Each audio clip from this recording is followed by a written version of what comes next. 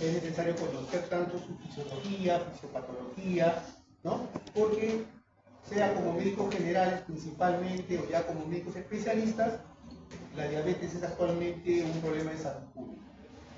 Se calcula que aproximadamente hay 250 millones de personas con diabetes y más o menos en el año 2050 alcanzaremos los 500 millones. Entonces vamos a ver el impacto que tiene.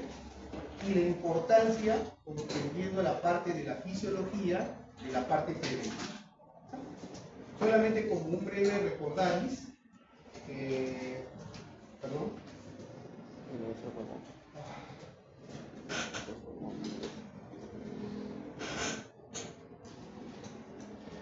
Bien, como un breve recordaris, ¿no? De que el páncreas endocrino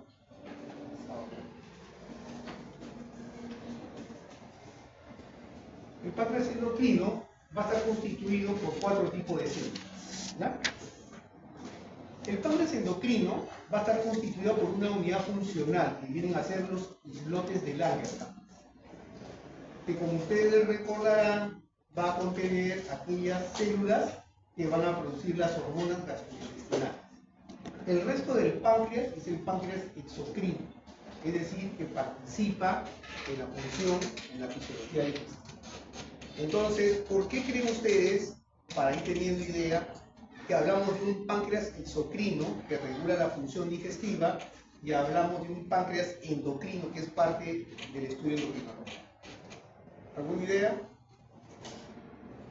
Porque habíamos dicho entre los principios, ¿no es cierto?, que endocrino o endocrinología significa el estudio de las secreciones internas. Y el páncreas exocrino, ¿por qué recibe ese nombre? ¿Alguna idea? Por ejemplo, las glándulas salivales son glándulas endocrinas, entonces, exocrinas. ¿Por qué? ¿Por qué decimos que las glándulas salivales son glándulas exocrinas? Arguedas. Más o menos, va por idea. Porque su liberado no es sanguíneo. Exacto. ¿No? O sea, pero más exacto es considerar que el tubo digestivo es una continuidad del medio externo realmente.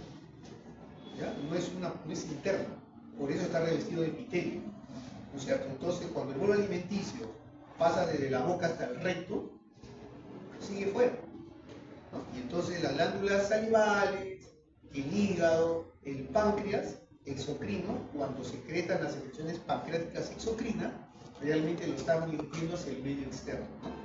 A diferencia del páncreas endocrino, como dijo el doctor Jara, que lo va a secretar directamente al torrente sanguíneo.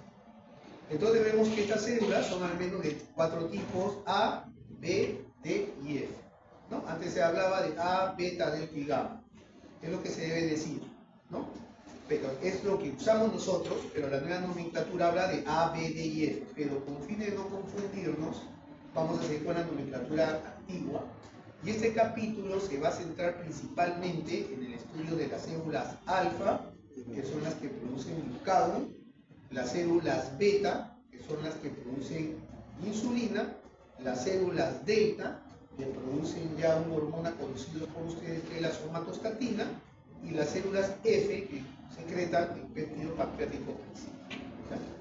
Dice que dentro de los islotes de Langerhans, las células beta son las más comunes, o sea, predominan sobre las alfa, sobre la delta y sobre las F, constituyendo aproximadamente del 60 a 75% de las células de los islotes.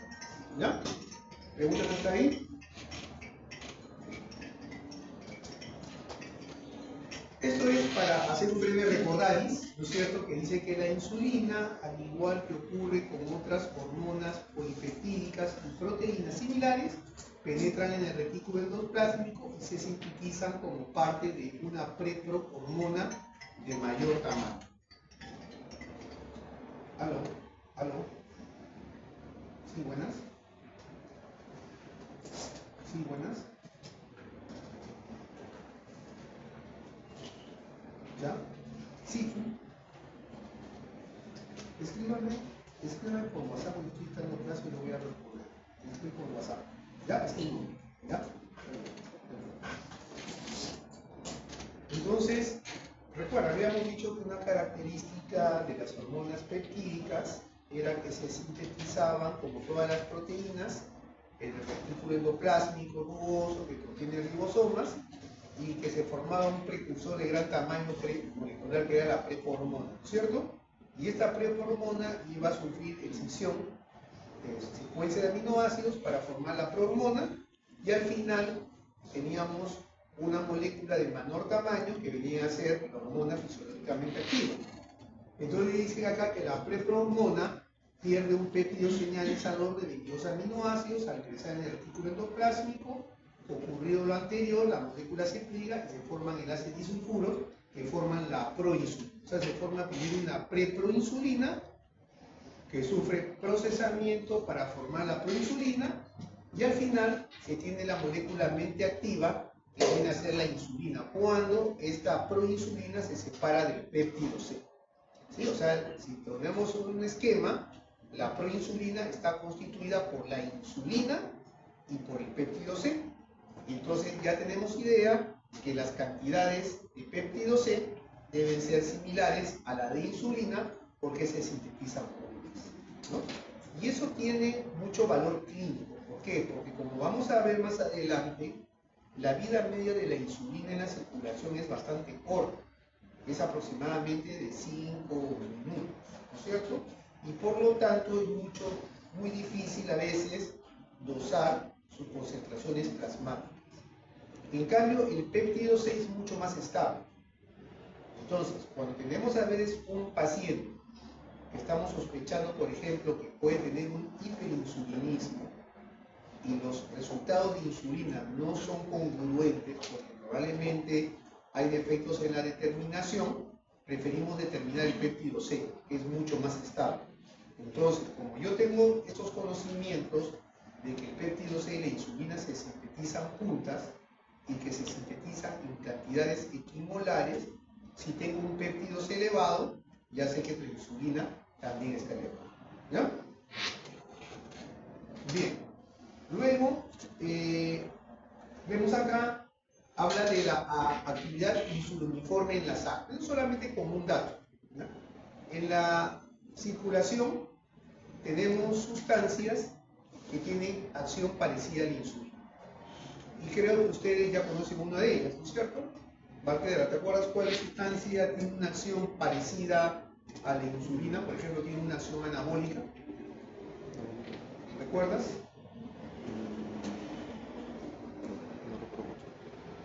Tara, ¿recuerdas? Acevedo, ¿recuerdas? Diones, ¿recuerdas alguna hormona que tenga una acción parecida a la insulina? Castro, Manuel, ¿qué? Hormonas de crecimiento. No, hormona de no. Factor de crecimiento uniforme de tipo 1, el IGF-1. ¿No? Factor de crecimiento similar a la insulina de tipo 1, que participa en el crecimiento, que habíamos que tenía una función anabólica, ¿no es cierto? Y también tenía acción antilipolítica. Entonces, hay sustancias en la sangre que tienen actividad insuliniforme, es decir, una actividad de insulina, parecida a la insulina, pero que lamentablemente es de escasa intensidad. Es decir, ante la ausencia de insulina, la actividad de estos factores de crecimiento no compensa para cumplir su función. ¿Ya? Y tenemos acá, por ejemplo, el factor de crecimiento similar a la insulina de tipo 1 y el factor de crecimiento similar a la insulina de tipo 2. Aquí quisiera pasar, para hacerlo más didáctico, en este cuadro, pero nos hablaba de que el factor de crecimiento de tipo insulinómeno y de tipo 2, como habíamos visto, era importante durante el crecimiento, a lo largo del crecimiento, ¿sí? Mientras que el factor de crecimiento de insulinómeno de tipo 2 es más importante durante la etapa fetal. Entonces, si bien estas sustancias con acción similar a la insulina, en condiciones fisiológicas como la de ustedes, no tienen la actividad suficiente, por ejemplo, para controlar los niveles de glucosa, sí lo pueden hacer en situaciones patológicas. ¿Ya? Por ejemplo, Si tenemos un paciente que sufre de hipoglicemias, es decir, tiene valores de glucosa bajos, y no es un paciente con diabetes que utiliza fármacos antidiabéticos, nosotros teníamos que buscar, no la voy a hacer larga para no marearnos, una insuficiencia suprarrenal, por ejemplo, un hipotiroidismo, que es lo más frecuente. Pero puede haber pacientes que no tienen función tiroidea normal, tienen función suprarrenal normal. Buscamos un insulinoma, es decir, un tumor productor de insulina. Preferimos el péptido C, pero el péptido C te sale normal. Inclusive este paciente puede tener niveles de insulina bajos. Entonces, lo que se sospecha es un síndrome de Dos-Potter. ¿Qué es un síndrome de Dos-Potter? Hay tumores mesenquimatosos, por ejemplo, que se producen en el pulmón, que producen grandes cantidades de IGF-2. Y en ese caso, cuando los niveles de IGF-2 son suprafisiológicos, sí pueden tener repercusión en los niveles de glucosa y el paciente cursa con cuadros de hipoglicemia, ¿no? Este cuadro de acá nos va a representar una clasificación de la insulina expresada en el tiempo. Va de segundos, minutos y horas. Y vemos que tiene una acción rápida en lo que es el transporte de glucosa, aminoácidos y potasio en células sensibles al azúcar, ¿ya? La acción intermedia, que dura minutos, estimula la síntesis de proteínas, inhibe la desintegración de proteínas, activa enzimas glucolíticas y la glucógenosintasa, que es la que va a sintetizar glucógeno a partir de la glucosa, inhibe la fosforilasa y las enzimas gluconeogénicas, es decir, aquellas enzimas que van a formar glucosa a partir de glucosa, ¿no? Y tiene una acción tardía, que es el aumento de concentración de RNA mensajero, ¿para qué? Para la síntesis de enzimas lipogénicas. ¿Qué es una enzima lipogénica? La que va a sintetizar triglicéridos a partir del glicerol y de los ácidos grasos, la que va a sintetizar ésteres de colesterol a partir de la molécula de colesterol, ¿ya? Entonces, si podríamos decir que en resumen, vemos que la insulina es una hormona anabólica, es decir, favorece la síntesis y almacenamiento de sustancias. A partir de los ácidos grasos y del glicerol, me sintetiza triglicéridos, que es la forma de depósito. Me sintetiza a partir del colesterol ésteres de colesterol, que es la forma de depósito. A partir de los aminoácidos me sintetiza proteínas, y a partir de la glucosa me va a sintetizar glucógeno, que es la forma de almacenamiento, ¿ya? Ahora, otra cosa importante, ¿ya?, que siempre debemos recordar, y que lo hemos hecho en la práctica del día de hoy con el grupo cuando hablamos de las hormonas tiroideas y de las hormonas de la corteza suprarrenal. Las hormonas tiroideas y las hormonas de la corteza que actúan sobre la corteza, las hormonas que actúan sobre la corteza suprarrenal y las hormonas tiroideas tienen receptores nucleares, es decir, actúan como factores de transcripción, y el producto final de la transcripción es la síntesis de una proteína, ¿no es cierto? Y esta proteína va a cumplir una función, ya sea una enzima, ya sea un transportador, que va a modificar la función de la célula. Lo habíamos dicho del principio. La diferencia de la insulina, que es una hormona peptídica, como ven ustedes, entonces las hormonas tiroideas y las hormonas esteroideas, al actuar como factores de transcripción, tienen acción genómica. Expresan un gen que se traduce en una proteína y por tanto el efecto, si bien es lento, es de larga duración, ¿ya? Pero miren la insulina, a diferencia de ello, la insulina es una hormona peptídica, tiene sus receptores de membrana, no actúa como factor de transcripción y por ende, como ven ustedes, su acción es rápida y de corta duración. Ya nos vamos a quedar con ese. Luego acá vemos otro cuadro que nos muestra la acción de la insulina a través de diversos tejidos, ¿no es cierto? Tenemos su acción a nivel del tejido adiposo, tenemos a nivel del músculo, tenemos a nivel del hígado y tenemos su efecto en tejidos generales que actúa como un factor de crecimiento celular. Entonces vemos que los órganos más insulinosensibles en relación al metabolismo intermediario son el tejido adiposo, el músculo y el hígado. ¿Ya? Vemos que en el tejido adiposo hay mayor penetración de la glucosa, mayor síntesis de ácidos grasos, incremento de la síntesis del glicerol, por ende mayor depósito de triglicéridos, activación de la lipoproteína lipasa e inhibición de la lipasa sensible a hormonas. En la práctica de la próxima semana, vamos a hacer páncreas endocrino y paratiroideas, le van a explicar cuál es la función de la lipoproteína lipasa y cuál es la función de la lipasa sensible a hormonas. ¿Ya? A nivel del músculo tenemos más penetración de la glucosa en las células, mayor síntesis de glucógeno, incremento de la captación de aminoácidos, mayor síntesis de proteínas. Acá es un error, un fe de rata debe decir menor catabolismo de las proteínas, menor liberación de aminoácidos glucogénicos, más captación de cetonas y mayor captación de glucosa.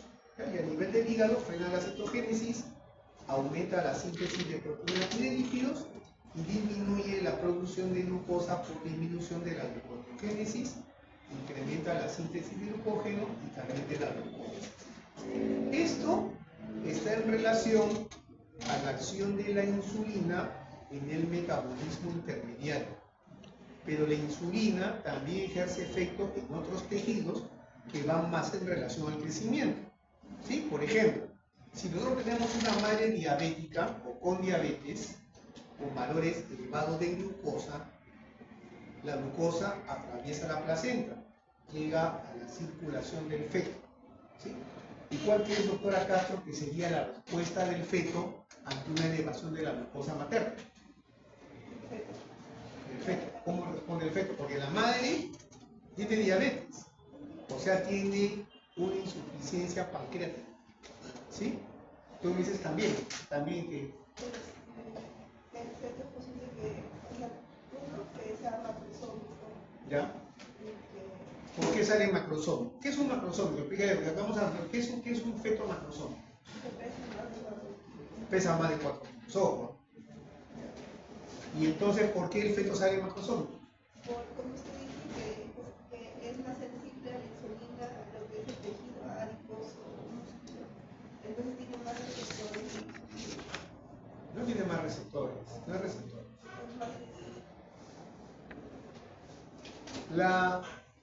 La madre es una deficiente de insulina, entonces sus niveles de glucosa son altos. ¿No es cierto?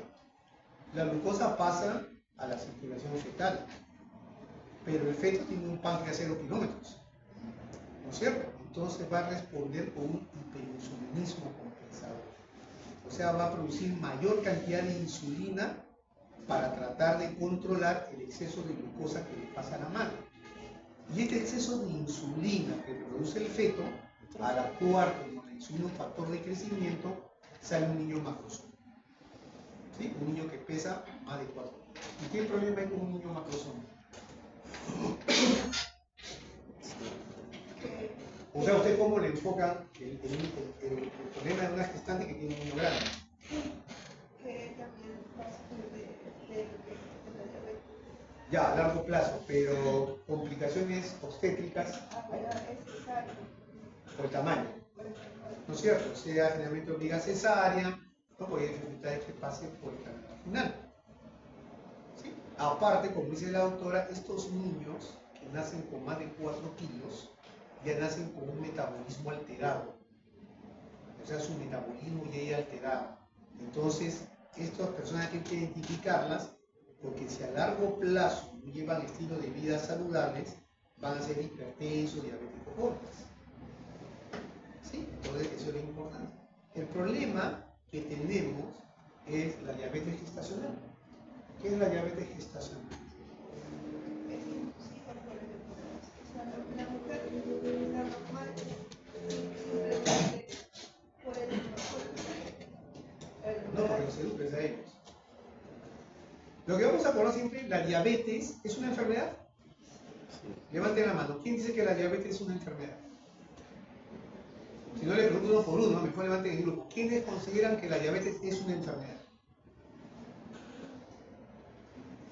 Entonces voy a apuntar a los que no levantan la mano. Aulas, entonces si no es una enfermedad, ¿qué es la diabetes? Pues? Eso es muy interesante. ¿Es una enfermedad o no? Es una condición. ¿La diabetes es una enfermedad o no? Creo que sí. Peor. Acá, ¿es una enfermedad? Lo que dicen sí tienen alguna idea. La diabetes mellitus es un conjunto de enfermedades que tienen como característica común una alteración del metabolismo de la glucosa. O sea, es un conjunto de enfermedades que tienen como factor común que hay una deficiencia absoluta o relativa de insulina que lleva, como hemos visto, a una alteración no solamente del metabolismo de la glucosa, sino también de los lípidos y de las proteínas. ¿Ya? No vamos a dar con esa idea. O sea, no es una enfermedad solamente de la glucosa, yo diría que es más una enfermedad de los lípidos. Entonces tenemos la diabetes tipo 1, tenemos la diabetes tipo 2 y tenemos la diabetes gestacional. Y tenemos otras formas de diabetes. ¿Sí? ¿Alguien escuchó hablar de la diabetes tipo 1? ¿Sí? Pérez, ¿qué has escuchado de la diabetes? ¿Por qué no te duermas? ¿Qué has escuchado de la diabetes tipo 1, Pérez? Le da a niños. Perfecto. Le da a niños. ¿Cuál es su mecanismo? Una resistencia a la insulina. ¿Tú qué dices, García? Voy a presentar acá como personal de salud. A ver. ¿Ah? Ahorita no dice, antes dice.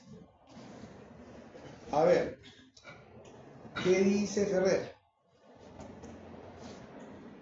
¿Qué sabes de la diabetes tipo 1 y la diabetes tipo 2? El doctor dice diabetes tipo 1 es resistencia a la insulina.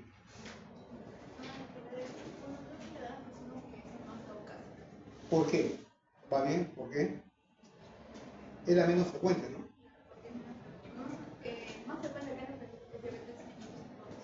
En el mundo. En el mundo.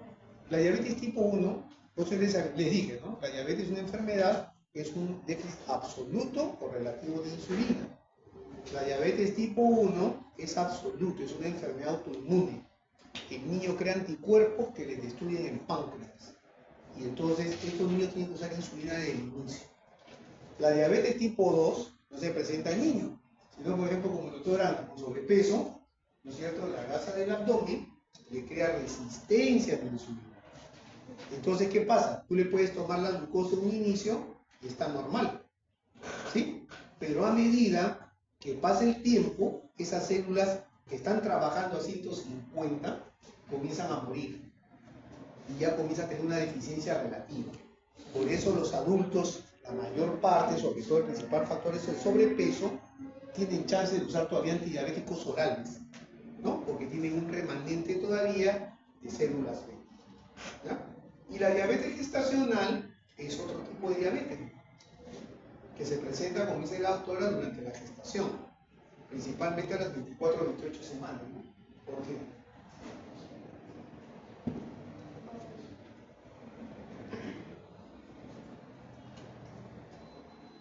¿Por qué buscamos a las 24 o 28 semanas diabetes gestacional? Por lógica, ¿qué te indica el tiempo ya? Está ligado también con la presión. Ya, puedo usar otro razonamiento. ¿Por qué yo antes de las 20 semanas es una hipertensa crónica y después de las 20 semanas presión preeclampsia? ¿Por qué? Por las arterias, Por las arterias.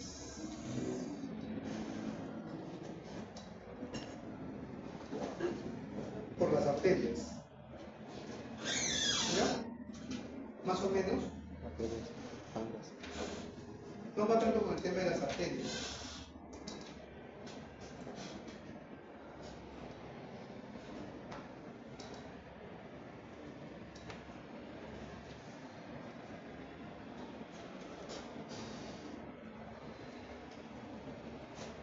Porque es, bueno, se van con la idea, así nada más, ¿no? Son la preeclampsia y la diabetes gestacional son enfermedades de placenta.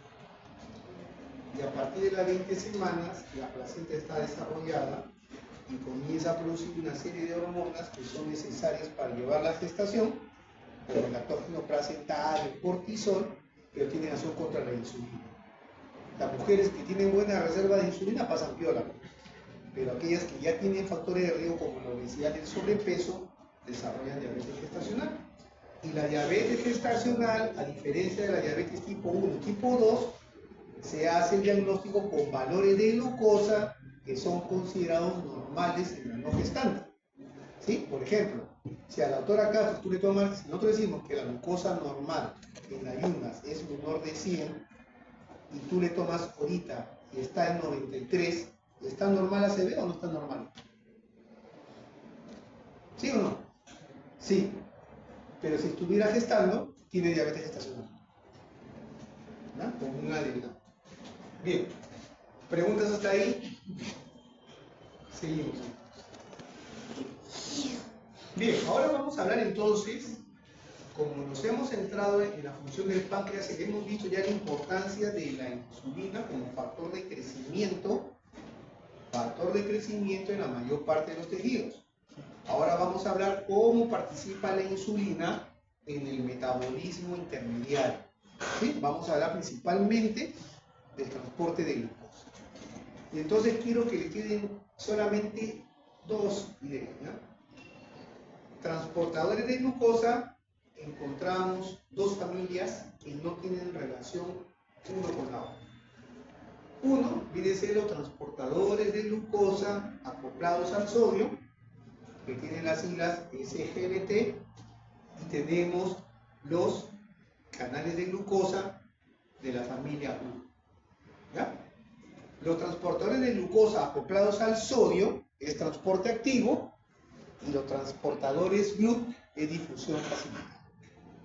¿Sí? Entonces, encontramos principalmente los transportadores GLUT, los SGLT1, a nivel del intestino, y tenemos los SGLT2 a nivel de los túbulos renales. ¿Sí? Pregunto, Pérez, ¿por qué crees tú que a nivel del intestino la glucosa necesita un transporte activo secundario, es decir, acoplado al sodio? Acá, si tú me hablas del páncreas, por ejemplo, tiene transportadores GLUT2 en difusión facilitada, pero a nivel del intestino y el riñón es un transportador de glucosa acoplado al sodio, es un transporte activo secundario. ¿Por qué habíamos dicho cuando una molécula necesita, en otras palabras, para hacerte así tipo escuelita, cuando una molécula necesita entrar acoplada al sodio?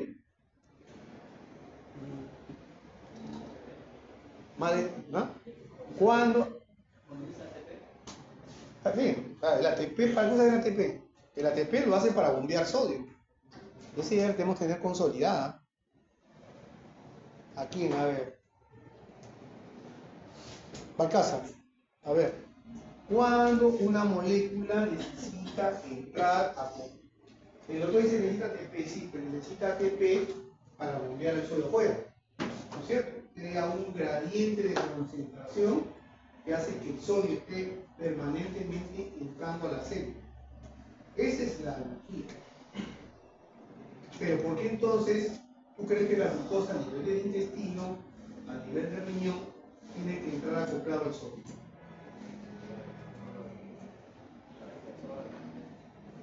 ¿Por qué? No es la saber, pero ¿por qué? Dice, ¿cuándo necesita una molécula de tiroides? ¿Cuándo se necesita un transporte secundario? Cuando una molécula, por ejemplo, necesita entrar acoplado al sodio,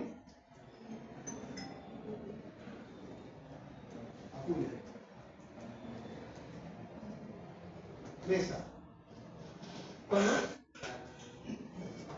¿Ah? Fuerte. No tenía que ver con otro pensar. Murió, ¿qué dices? Porque estaría yendo en contra. acuérdense que el transporte activo secundario, la mayor parte de los transportes activos secundarios, hasta cuando veamos la parte del digestivo, es acoplado al sodio, ¿no? Esa es la función de la bomba sodio TPasa, o sea, bombear sodio afuera, de modo que el sodio, siguiendo un gradiente, es un movimiento continuo. Entra, pero lo saca, ¿no? Entra, entonces, ese es el movimiento del sodio. Entonces, hay moléculas como el yodo, hay moléculas de la glucosa que aprovechan este gradiente de concentración del sodio para entrar, para acoplarse, y como dice la doctora, entrar en contra de un gradiente de concentración. ¿Ya? Entonces, acá, lo que nos va a interesar principalmente, se los he puesto con flechita, es los transportadores GLUT, que vamos a encontrar en la célula beta, y los transportadores GLUT4 que encontramos principalmente en los órganos insulinosensibles. ¿Cuáles eran, Gabino, los órganos insulinosensibles? Gabino, ¿cuáles eran los órganos insulinosensibles que hemos mencionado? Los principales órganos insulinosensibles.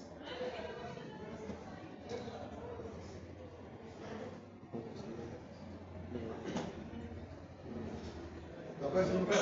Ubius, ¿cuáles son? Cara, puedes moverte un poco para ver. ¿Cuáles eran los órganos más insulinosensibles? Hasta acá he escuchado acá, o sea, se había quedado la idea. Ha quedado, ¿no? Se ha dicho. Así. ¿Cuáles son?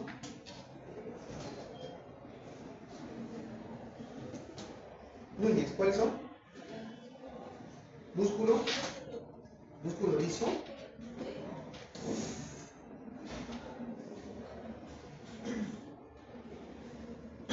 Músculo liso nada más. Yo diría que hasta el músculo estriado. ¿Qué más? Tejido adiposo y en forma indirecta el hígado. ¿Ya? Pero nos queda acá el dibujo, entonces esos son los transportadores. Entonces vamos a tener una idea de qué tipo de transportador. Estos, cuando hay difusión facilitada, sí ingresan siguiendo un gradiente de concentración, ¿no? Entonces, GLUT2 y GLUT4. Preguntas hasta ahí.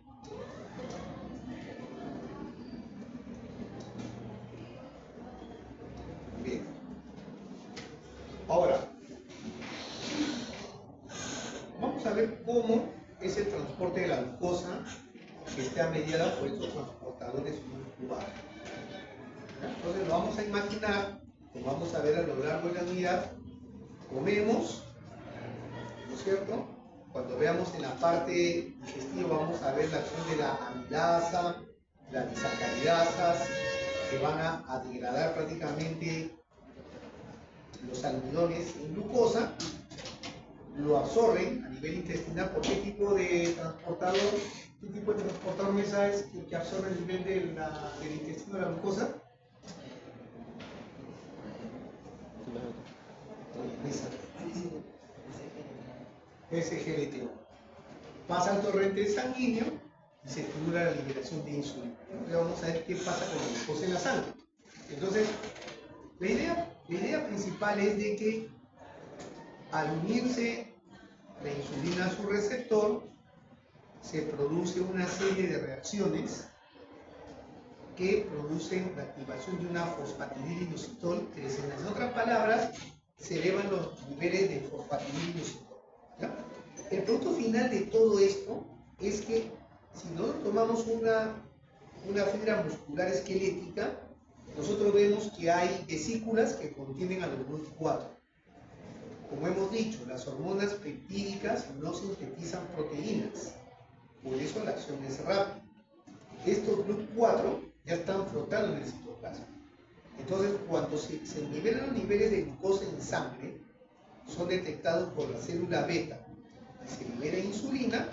La acción de la insulina a su receptor hace que estos transportadores GLUT4 que están flotando en el citoplasma se expresen en la membrana de la fibra muscular, facilitando, por difusión facilitada, el ingreso de la glucosa. Y lógicamente, cuando los niveles de glucosa en sangre se normalizan, se deja de producir insulina, y entonces al dejar de producirse insulina, estos transportadores GLUT4 se internalizan nuevamente para ser reutilizadas en el ciclo, ¿no? Por eso vemos que la acción es rápida. O sea, no involucra la síntesis de proteínas, sino que esos transportadores GLUT se expresan en la membrana. ¿Entonces hasta ahí? ¿Alguna?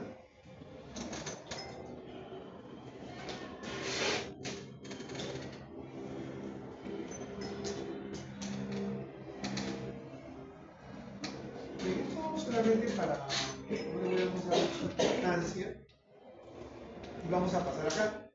Vamos a hablar un poquito de las una idea que quiero que no se olvide. ¿Cuál es la importancia que tiene el ejercicio en la prevención de la diabetes? Va en relación a estos transportadores. ¿Ya? Vamos a hacer un poco la historia natural de la diabetes. Hemos dicho que el factor principal, o sea, el principal factor de riesgo para la diabetes es el sobrepeso y la obesidad. ¿Sí? ¿Cuántos consideran acá que están con sobrepeso?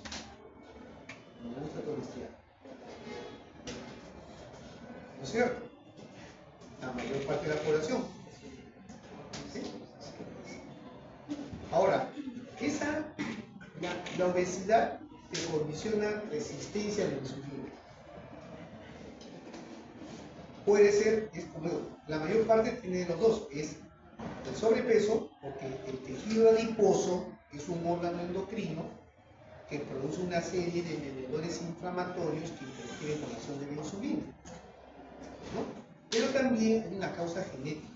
Hay gente que tiene una insulina defectuosa, por eso puede haber gente que tiene diabetes y que es delgada. Y tú sospechas que tienen genética, ¿por qué? Porque hay alta penetrancia familiar, o sea, muchos en la familia tienen diabetes. Pero comencemos esta. Entonces, si tú tienes sobrepeso o obesidad, no es necesario que te tomen las pruebas porque eres insulinoresistente. El diagnóstico de la insulinoresistencia es clínico, no es laboratorial. El laboratorio lo utilizamos para estudios epidemiológicos. Para la parte clínica, cuando usted como médico de atención primaria, si tiene sobrepeso, si tiene obesidad, si tiene un familiar en primer grado con diabetes, si es una mujer que alguna vez le ha dicho que tiene síndrome de ovario poliquístico, si es una mujer que alguna vez ha tenido un niño más de 4 kilos, si es hipertensa, si alguna vez le han dicho que tiene colesterol triglicéridos elevados, si alguna vez le han dicho que tiene hígado graso, o que tú le observes en el cuello un oscurecimiento que se llama acartosis, o la presencia de lunacitos de carne que son acrocordones, es insulinoresistente. Entonces, tú le puedes dosar glucosa, y la glucosa te puede salir normal. Pero si le dosas insulina, te darías cuenta que este paciente secreta más insulina que el resto de la población para mantener niveles de glucosa normales. O sea, no se confía mucho de la glucosa. La glucosa te puede salir normal. Pero si usaras insulina y calcularas el OMAI, verías que este paciente probablemente te secreta 5 o 6 veces más insulina que el resto de la población para un valor de glucosa. Es un hiperinsulinismo compensador. En otras palabras, para una glucosa de 84, los delgados tienen el páncreas trabajando a 30 km/h y los que tienen sobrepeso a 150. ¿Cierto? Si tú no corriges eso, la célula beta entra en sobrecarga metabólica y muere. Entonces, cuando tú ya perdiste el 10% de tus células beta, tu glucosa comienza a estar más de 100. Entraste a la prediabetes. Murieron esas células y no las vas a recuperar. Entonces tú tienes que preservar, ¿no es cierto?, el 80% que te queda. Tú tienes que hacer descansar tu páncreas. ¿Qué sucede con el ejercicio? El ejercicio hace que hay grupos de transportadores GLUT4, ¿sí?, que se expresan en la superficie de la célula muscular independientemente de la insulina, solamente por hacer ejercicio. ¿Sí? Imaginas entonces, porque el páncreas es como un termostato de la refrigeradora. ¿Han visto un termostato refrigerador, no? Prende y cuando llega la temperatura se apaga, ¿no? Y cuando vuelve a salir la temperatura se vuelve. El páncreas es igual, detecta elevación de glucosa, se prende, baja la glucosa, se apaga. Entonces, el hecho de que tú hagas ejercicio regular, ¿no es cierto?, permite ¿qué cosa? Que estos transportadores dependientes del ejercicio se expresen y que tú puedas mantener niveles bajos de glucosas que le den cierto recurso. ¿Sí? Entonces, para todos, la importancia de estilos de vida saludables, cuidarse con la alimentación y hacer ejercicio. ¿Sí? ¿Preguntas hasta ahí? Bien. Seguimos con esto es las consecuencias de la deficiencia de la insulina. En otras palabras, se está hablando de la diabetes, ¿no? Entonces vemos acá cómo es la prueba de tolerancia oral de glucosa. Es decir, te toman la glucosa, te dan una solución de sacarosa nidra con 75 miligramos y te vuelven a dosar la glucosa a las 2 horas. Esta es una curva normal, o sea, el paciente aparece con 70 en la mañana, le dan su sobrecarga oral de glucosa, ¿no es cierto? Se alcanza un pico a las 2 horas que no pasa de 140, pero luego de las 2 horas llega a su valor normal. O sea, si yo te tomo una prueba de tolerancia oral de glucosa, tu glucosa basal tiene que ser menos de 100, y si te la doso a las 2 horas después de haberte dado agua con azúcar, tiene que estar menos de 140. En el diabético usted ve lo que ocurre, nunca regresa a la normalidad. De por sí ya empezó alto, empezó más de 100. Le dan la sobrecarga oral de glucosa, a las 2 horas tiene más de 200. Y pasan las horas, ¿no es cierto? Y esta glucosa nunca llega a valor. ¿No? Esa es la consecuencia de la deficiencia. Ahora, acá lo que nos quiere explicar, yo creo que es, esto se refiere más a lo que ocurre en la diabetes descompensada. Pero antes de entrar a esta parte, creo que más didáctico es el siguiente esquema, que es una diabetes descompensada. Decirles que la diabetes es asintomática. O sea, lo que vamos a ver acá ocurre cuando los valores de glucosa en sangre sobrepasaron los 250 miligramos por decilitro. ¿Ya? Pero la mayor parte de los pacientes con diabetes, ustedes los van a detectar de casualidad.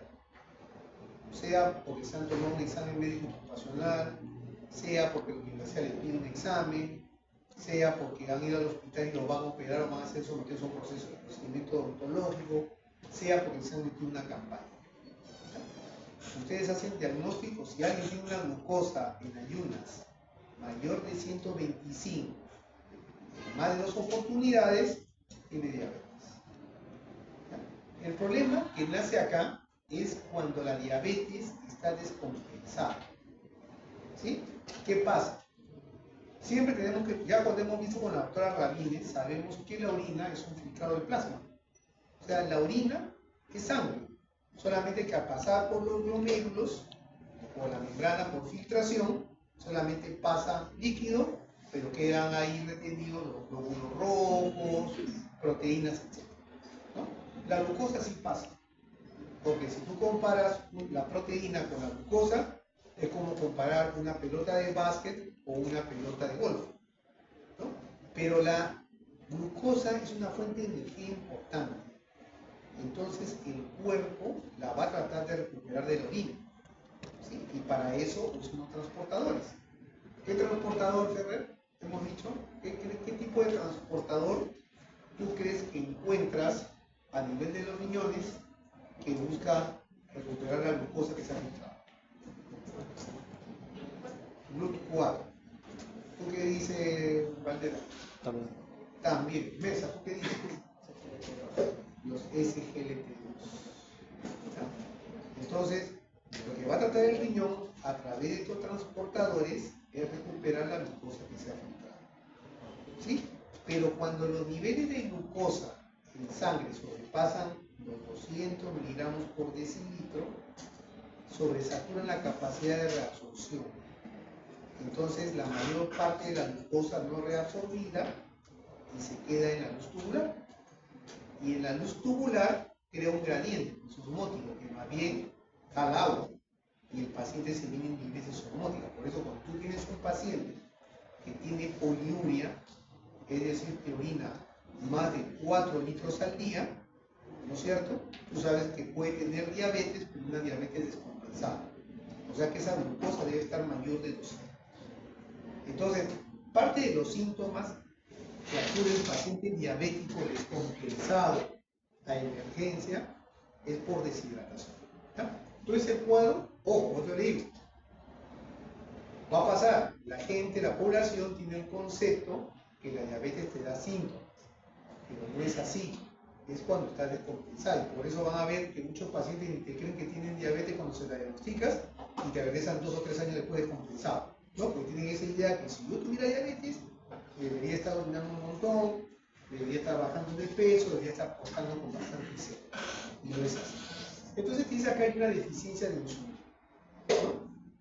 Y hay exceso de glucagón, como vamos a ver también. O sea, la insulina, no solamente, la diabetes no solamente es la deficiencia de insulina, también es el exceso de glucagón, porque la insulina frena la secreción de glucagón, y el glucagón tiene una acción hiperglicemiana. Entonces vemos que cuando hay exceso de insulina y exceso de glucagón, como en la diabetes, hay menor captación de glucosa, ¿no es cierto? Como hay menor captación de glucosa, aumentan los niveles de glucosa en sangre. Y como hemos dicho que la orina es un filtrado, hay glucosuria. Aumentan las concentraciones de glucosa en la orina. Entonces, ocurre una diuresis osmótica y por ende hay deshidratación del paciente y también hay pérdida de electrolitos, principalmente potasio. También hemos dicho que la insulina es una norma anabólica. Si hay deficiencia de insulina, favorece la lipólisis, es decir, favorece la degradación de los triglicéridos en ácidos grasos libres. La mayor parte de los ácidos grasos libres son metabolizados en el hígado para formar acetilcoenzima A, que es una forma de energía. Pero también cuando el hígado se encuentra sobrebordado de ácidos grasos libres, se comienza a formar los famosos cuerpos cetónicos. ¿Han escuchado hablar de los cuerpos cetónicos? Acetona, acetoacetato y hidroxibutirato. Los cuerpos cetónicos son ácidos. Y al ser ácidos liberan hidrogeniones. Y al liberar hidrogeniones te modifican el pH y llevan a la acidosis. Entonces el paciente cursa con una cetoacidosis diabética que realmente es una acidosis metabólica, ¿no? Y al mismo tiempo, como hay deficiencia de insulina, no se sintetizan proteínas, sino que hay mayor degradación de proteínas, se degradan en aminoácidos. Y por ende, esos aminoácidos también son utilizados para la glucogénesis, para formar más glucosa exacerbando el cuadro. Entonces, si tú no corriges este cuadro, esto vendría a ser una crisis hiperglicémica, una cetoacidosis diabética, una emergencia, ¿ya? Pero, como hemos visto, el cuadro de diabetes es más larvado, ¿ya? Es mucho más mayor por eso. ¿Preguntas hasta ahí? Barreras. ¿Cuál sería la manifestación clínica de una situación diabética? De la situación diabética, los síntomas cardinales de diabetes. ¿Cuáles son los síntomas cardinales? Pues tú no sabes si el paciente está... Bueno, no han llevado semiología, pero tú puedes sospechar acidosis metabólica en un paciente con aliente afrutado. Tienen aliente a frutas por la acción de las cetonas, ¿no? Pero el paciente con diabetes descompensada te va a entrar por las 4 P, ¿no? Poliuria, polidipsia, pérdida de peso y polifagia. ¿No es cierto? Poliuria, ¿por qué? Porque se está deshidratando, está orinando un montón. La polidipsia, lógicamente, va a tener bastante sed, una sed insaciable. La polifagia, porque está perdiendo glucosa por orina, está perdiendo calorías. Y la pérdida de peso, lógicamente, también por la pérdida de glucosa en orina, ¿no? Esos son los síntomas cardinales de la diabetes, pero como te digo, eso lo vemos en la diabetes descompensada, en diabetes de larga edad. La mayor parte de los pacientes se detectan por casualidad, son asintomáticos. ¿Preguntas? Bien. Entonces, ya hemos visto que la manifestación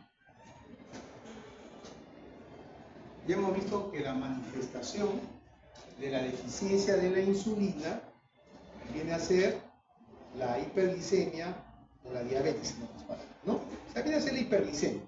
Porque primero tenemos una prediabetes y luego tenemos una diabetes. Acá lo que te quiere mostrar es la consecuencia del exceso de insulina.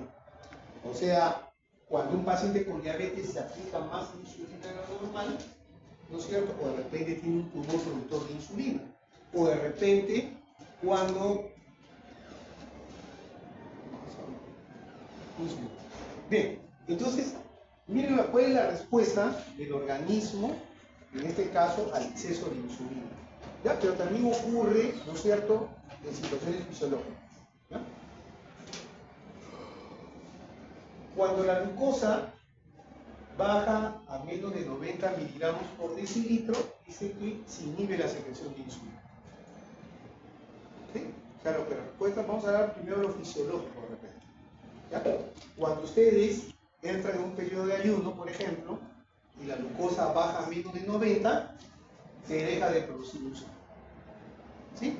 Si ustedes no comen nada, por ejemplo, ¿no es cierto?, y la glucosa sigue bajando, y llega aproximadamente a menos de 75 miligramos por decilitro, se produce la secreción de glucagón, adrenalina y hormona de crecimiento, que como ya hemos visto, ¿no es cierto?, son hormonas hiperglicemiantes.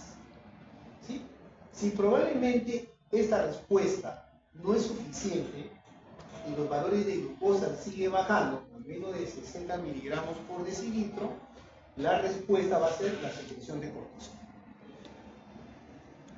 ¿Sí? Sigue un orden. Por eso estas hormonas, glucagón, adrenalina, hormona de crecimiento, cortisol, no incluiría las hormonas tiroideas que son más lentas, son hormonas contrainsulinas. Entonces, lo que están tratando es de restablecer los valores normales, ¿sí?, de glucosa en sangre. El problema es que si esta respuesta no es suficiente, acuérdense que el principal sustrato para el sistema nervioso central es la glucosa, ya comienza a haber una disfunción cognitiva. ¿Sí? Si no se corrige y sigue bajando a menos de 45, hay compromiso del estado de conciencia. Letargo, por debajo de los 30 miligramos por decilitro, ya aparecen las crisis convulsivas, y si no corriges, llegas a menos de 15 miligramos por decilitro, al daño cerebral permanente. ¿Ya? Entonces, estos síntomas, que son productos de la hipoglicemia, lo podemos clasificar en síntomas adrenérgicos y síntomas neuroglucopénicos. ¿Sí? ¿Por qué lo llamamos síntomas adrenérgicos? Porque en esta fase, cuando un paciente tiene hipoglicemia, la liberación de la adrenalina hace que el paciente te comience a manifestar palpitaciones, sudoración fría y temblores en manos. ¿Sí? ¿Sí?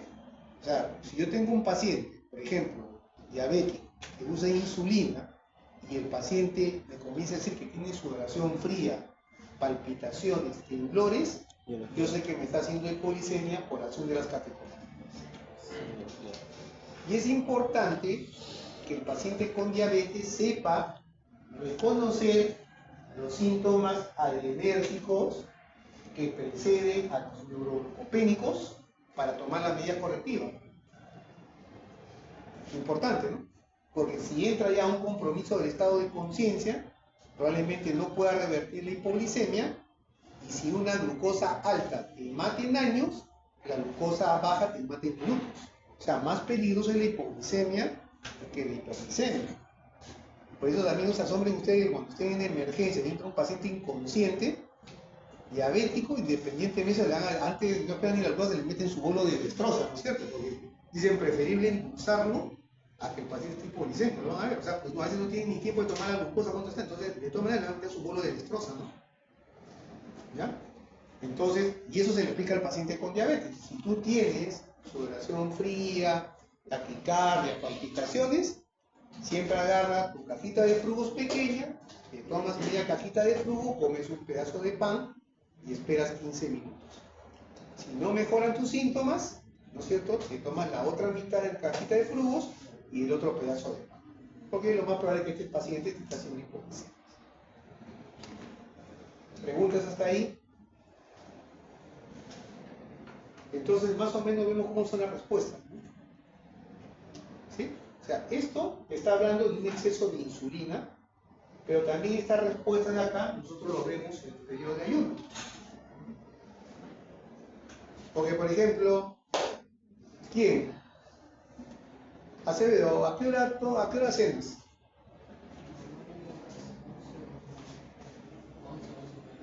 ¿Y a qué hora desayunas? De la mañana, 12 horas prácticamente.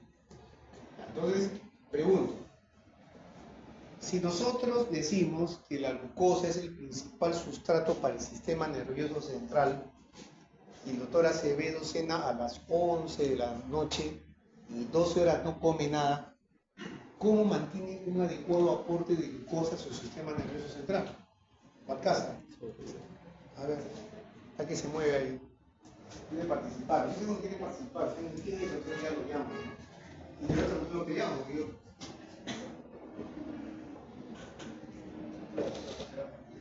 ¿Ah? Las reservas. ¿Cuáles son las reservas de glucosa? Bueno, yo bioquímica, a veces me olvido, estoy en bioquímica. ¿Ah? En el hígado. ¿Ya? ¿Dónde más? En los músculos. ¿En qué forma están estas reservas? ¿Ah? ¿Glucagón?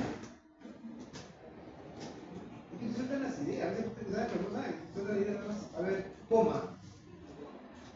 ¿Qué dices? Por ahí, ¿qué dices? ¿Cuál es la forma de almacenar? Dice el doctor, ¿cómo están almacenando esta reserva de glucosa? ¿Ah? Uno, ¿dónde más? Pero principalmente el doctor dijo músculo y hígado. ¿En qué forma? Glucógeno. Ya. ¿Cómo movilizas tu reserva? ¿Cómo conviertes tu glucógeno en glucosa? ¿Por acción de qué?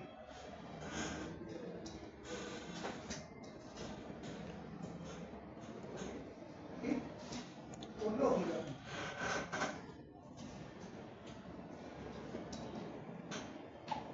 Claro, ¿qué es eso?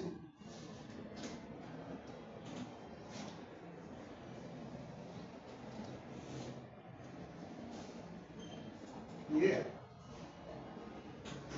García, ¿qué es eso?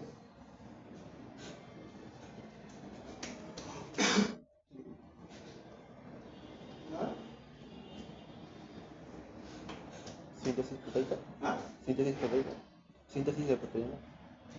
No, pues se libera glucagón principalmente, se libera catecolamina, se libera hormona de crecimiento durante la noche para poder movilizar tus reservas de glucosa. Prácticamente lo que estamos viendo son las hormonas poliinsulínicas. ¿Sí? Y entonces, ¿por qué si el doctor Acevedo es una persona joven, sana, tú le tomas la glucosa y si durante toda la noche ha estado liberando hormonas contrainsulínicas o alcázar, ¿por qué su glucosa aparece menos de 100? Yo pensaría, ¿no? Pucha, no ha comido 12 horas, ha estado liberando cortisol, catecolaminas, hormona de crecimiento, glucagón. Pucha, en la mañana la glucosa no le aparece 200, sino le aparece 80. ¿Por qué?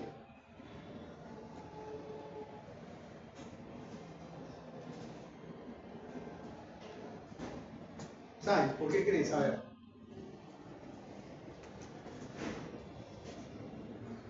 Soto, ¿por qué crees? O sea, eso es lo que ocurre toda la noche. ¿Eh? Usted tiene que, o sea, la glucosa es importante para el sistema nervioso central, creo que es su única fuente de energía. Entonces tú lo tienes que mantener en un estrecho margen, de 70 a 99, ahí tiene que estar. Porque si me voy para abajo, me muero, me voy por hipoglicemia. Y si la tengo por arriba, daña mi endotelio. Y ustedes van a vivir tanto tiempo como viva su endotelio, pues, ¿no? Y el principal agresor para el endotelio es la obesidad. Entonces ya sabes que los obesos viven menos que los delgados. ¿Por qué le aparece la glucosa menos de 99? Porque también hay una secreción simultánea de insulina a las 24 horas, precisamente para frenar la acción de las hormonas contrainsulínicas. ¿No es cierto? ¿Entiendes, Vargas, o no? Balcázar, ¿tenés la idea o no? ¿Ah? ¿Sí?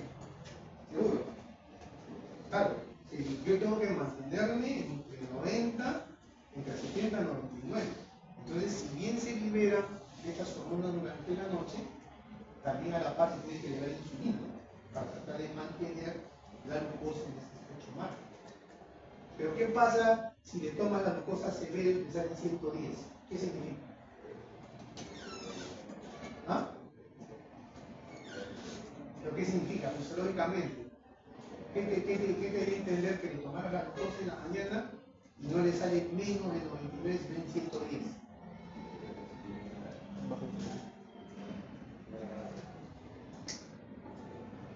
Que ya es un deficiente de insulina, que ya no puede producir la cantidad suficiente de insulina para frenar la acción de estas hormonas, ¿no es cierto? Y está entrando en este caso en prediabetes, que si no modifica su estilo de vida, en un año va a ser diabético, no está. ¿No? Entonces miren la importancia de la glucosa basal, no es información ya, ¿no? Una glucosa en la mañana ya te indica si esta persona ya pasó a ser un deficiente de insulina. Y de repente, modificando sus estilos de vida, puede aprender la diabetes. ¿Sí? ¿Claro? Dios, ¿está claro? ¿Sí? En el examen fácil va a ser el, ¿no? Eso que dice deficiente de insulina es igual que resistencia a la insulina. ¿Deficiente? No, o sea, el paciente comienza, o sea, la resistencia a la insulina es una condición, no es una enfermedad, ¿no? Pero tú tienes que corregirla, porque si no la corriges, como hemos dicho, el paciente sigue produciendo mucha insulina, la célula beta se agota, entra en apoptosis y muere. Entonces yo veo, por ejemplo, cuando veo un paciente como decía yo, tiene que bajar de peso, me muestra la glucosa, a mí no me interesa mucho que la glucosa esté normal, sino que después yo le relaciono con la insulina. Digo, está bien, tiene factores de riesgo, tiene una glucosa normal, pero sigue hiperinsulinémico, porque tiene que bajar más del 10% de su peso. O sea, tú para lograr un impacto en la salud de una persona con sobrepeso, tiene que bajar más del 10% de su peso. O sea, de repente no te puede alcanzar el peso ideal, pero sí tiene que bajar más del 10% del peso actual. Porque tiene 80 kilos, vamos a decir, tiene que bajar de como unos 8. ¿No? Entonces, de esa manera se agota menos. Si tú no lo corriges y la célula muere, ya entra en deficiencia. O sea, ya no produce mucha insulina, sino que te produce poco. Entra a la prediabetes. Si no lo corriges y muere el 50% de las células beta, es diabetes. Las células, ¿por qué muere? O sea, porque está genéticamente programado a una determinada. No, la sobrecarga metabólica, claro, es una sobrecarga metabólica, lo que me está dando 650 kilómetros por hora. Eso es lo que tiene que ser. ¿Ya? Ahora, lógicamente que esto de la hipoglicemia es más complejo. Tú para ver un paciente con hipoglicemia tiene que cumplirte la actividad de Whipple. O sea, tú para decir que un paciente es hipoglicémico, ¿tiene síntomas? Sí.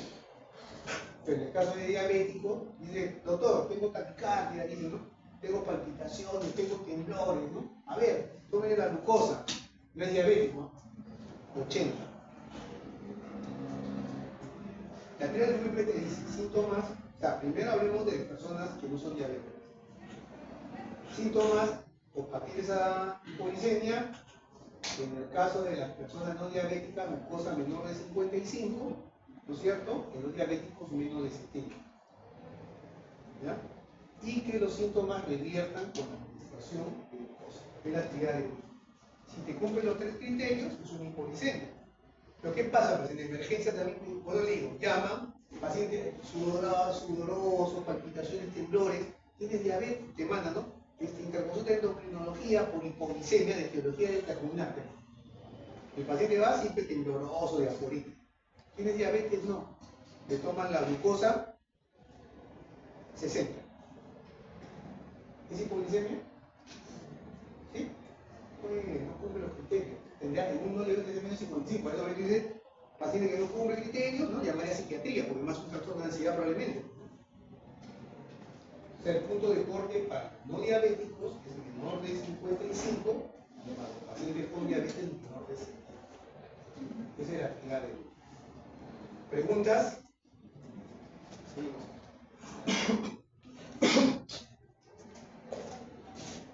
¿Cuál es la clase? 7.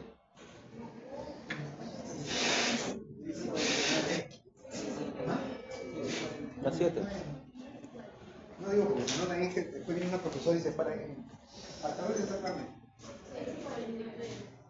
10:50, ¿no? 5 minutos más. La clase de 10 empieza a las 7.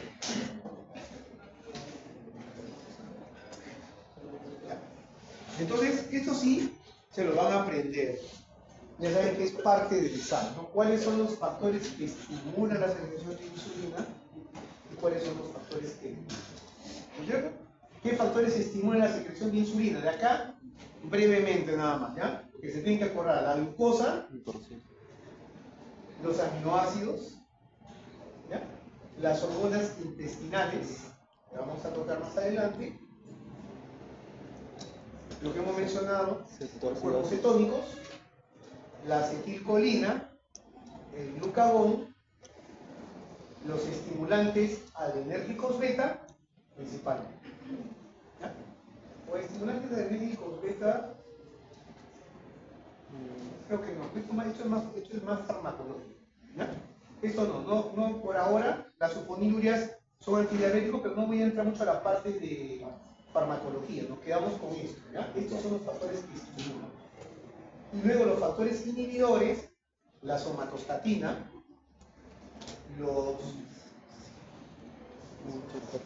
esto es también farmacológico, ¿no? Pero acá sigue la estimulación adrenérgica, ¿ya? Acordarse siempre que el sistema parasimpático estimula la secreción de insulina y el simpático la bloquea, ¿ya? La depresión de potasio también. Y la misma insulina y el aloxano. O sea, acá quiero que se acuerden solamente somatostatina, estimulación adrenérgica alfa, la depresión de potasio, la insulina, lógicamente está hablando de la parte farmacológica, y el aloxano sí es interesante, porque todos los alcances o todas las investigaciones que se hacen en diabetes se hacen en animales. Pero los animales, tú sabes que naturalmente no te hacen diabetes, ¿no? ¿Sabían eso? Los animales no hacen diabetes. Entonces se les induce la diabetes con el aloxano. Es una sustancia que destruye selectivamente las células beta. ¿Ya? Bien, ese cuadro sirve porque necesariamente le podemos dar factores que estimulan, factores que inhiben, y también lo haremos en la práctica. Esto viene a ser cómo son los efectos de la secreción de la insulina. Entonces, el cuadro de acá, lo que te quiere decir es que cuando comes, ¿no es cierto?, absorbes la glucosa a nivel del intestino y se aumentan los niveles de glucosa en sangre, la secreción de insulina es bifásica, o sea, después los alimentos aumentan. Pero hay una primera etapa en que la insulina aumenta rápidamente, luego baja y luego aumenta más lentamente, pero en forma más permanente. O sea, es una secreción bifásica de la insulina. ¿Ya? Y esto se debe, ¿por qué? Porque esta es una célula beta. Hemos visto que a nivel de la célula beta hay receptores GLUT2 por difusión facilitada. Cuando la glucosa se absorbe a nivel del intestino, pasa a la vena porta, la glucosa aumentada ingresa. Entonces, al ingresar la glucosa, se activa una glucosinasa que prácticamente lleva a la formación del piruvato. La piruvato entra al ciclo del ácido clínico con mayor formación de ATP. ¿Sí? ¿Qué hace este ATP aumentado? En un primer momento, el ATP cierra los canales de potasio de la célula beta. Cierra los canales de potasio. ¿Sí? Entonces, si la cierro los canales de potasio anglas, esta célula beta se despolariza o se hiperpolariza. Se hiperpolariza. ¿Tú qué dices, Alex? Ustedes son de la misma orden, ¿no? Casi siempre lo que dice el maestro. Tú dices, Acevedo, se cierran los canales de potasio en la célula beta se hiperpolariza o se despolariza. Fuerte, hiperpolariza. ¿Y usted qué dices? Apoya, la misma orden, ¿no? ¿Tú, Javier? ¿Des o hiper? ¿Ah? Tú dices bien. Despolariza. ¿Tú qué dices, Marchena? Se hiper o se despolariza. No, Scarlett, ¿tú qué dices? Se despolariza. Si el potencial de demanda en reposo de las células, puede haber variaciones de menos 70, una, siempre es negativo. Entonces, si se cierra el potasio, se despolariza. Y esa despolarización, como hemos visto, abre canales de calcio, como hemos visto más una vez, entra el calcio y se favorece la exocitosis, ¿no es cierto?, de las vesículas que contienen insulina. Esa es la primera fase. Pero por otra fase también se forma glutamato, ¿sí?, que va a estimular a un segundo grupo de vesículas que viene a ser la segunda fase. Lo vamos a dejar ahí. ¿Ya? Bien, ¿preguntas? Todo claro entonces, ¿no? Tenía una.